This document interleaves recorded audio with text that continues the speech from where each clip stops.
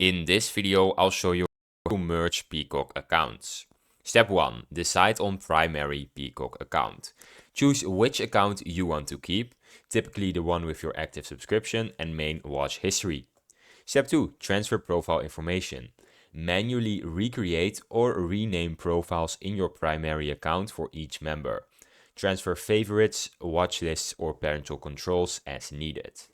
Step 3. Update linked services. For accounts connected to Xfinity or other services, unlink old accounts in third-party portals and link your chosen account. Step 4.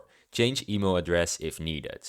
If you wish to reuse an email from a secondary account, change its address by going to Settings, Account, and then Email, or request deletion of the secondary account before adding the email to your primary account.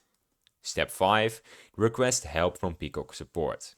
If you've lost access or need to transfer billing, submit a request via the Peacock Help Center. Only support can sometimes assist with limited migration. Now I have some tips for managing multiple Peacock accounts. Account merging does not transfer billing, watch history, or saved preferences.